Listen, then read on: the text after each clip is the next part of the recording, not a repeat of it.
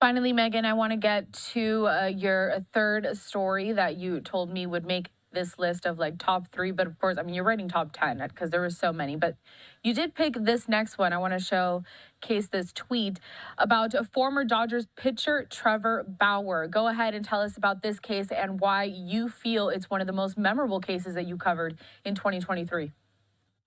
Yeah, that got so much attention when he settled his defamation lawsuit, and he had a lot of text messages and statements to say about his accuser that really made it look like this was such a one-sided settlement, that she'd given up on her case and wanted to settle because of the damning text messages. But of course, there was so much going on in the litigation that I was aware of, just having even gone to some of the hearings in Santa Ana, California, that I knew there was just a lot more to it. So I was able to dig through the litigation on that and really show what had happened, and the fact that he has other public accusers that were actually being brought into the case. The judge, a magistrate judge, had actually ruled that they could be deposed and have their testimony taken. The other accusers could be used as part of Lindsay Hill's case against him. So there was just a lot of information in there to go over. And then also,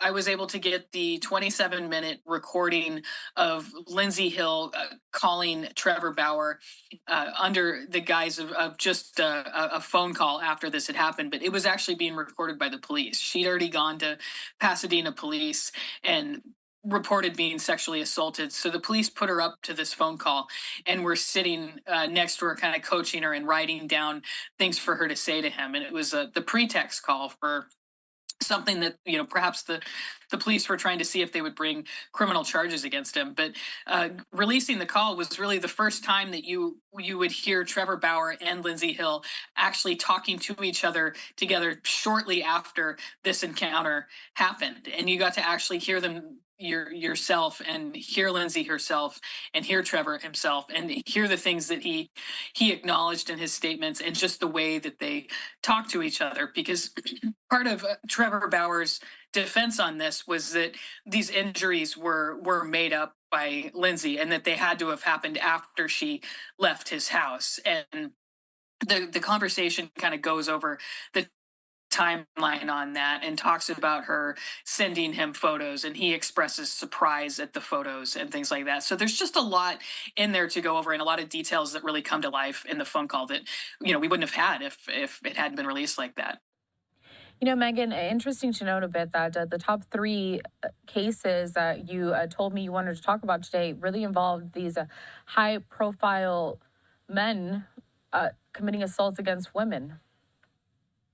Yeah, that was a theme this year for some of the celebrity cases, and the ones that are being filed in LA and are really going into litigation and getting a lot of attention.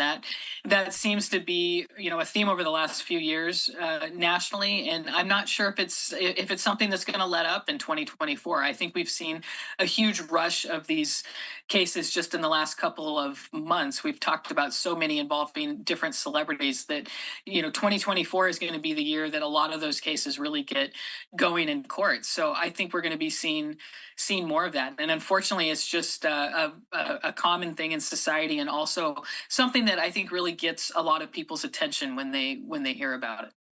Truly tragic, really. Meghann, I would be remiss if I didn't ask what you're most looking forward to cover in 2024. I know that there's a lot of trials that you really are keeping your eye on, and these things take months, so long. So tell us, what are you most looking forward to see develop and kind of just dissect going forward? There's so much going on. We've got ASAP Rocky, the rapper who's charged with first-degree assault. We're expecting to hear a trial date on him soon.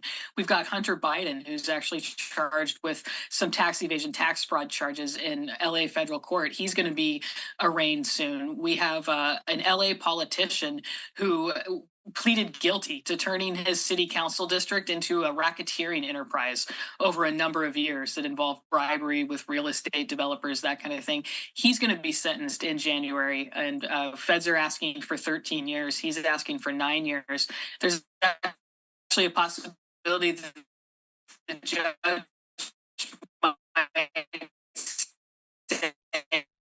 I think he deserves more than never really slows down in Los Angeles. The cases that we've talked about are still going to be going on, and I'm expecting to hear more stuff like that. Like the ASAP Rocky trial, I think will be a big one if it does go in 2024.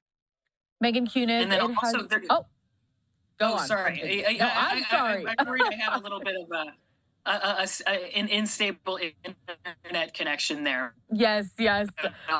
No worries, though. You know how we are here at Live TV. Really focusing on...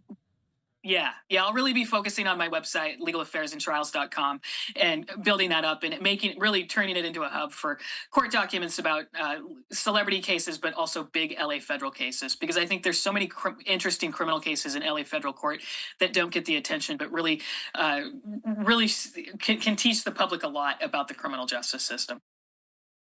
I'm glad you pointed that out. Everyone that does want to follow Meghann, follow her, Meghann Cuniff, on Twitter. She has got all the updates on the big cases, legalaffairsandtrials.com. And you have been such a great resource this past 2023, Meghann. I want to thank you for all the time you've spent with us here, keeping our viewers up to date on some pretty high-profile cases, convictions, and decisions. We look forward to connecting with you again in 2024. Thank you so much.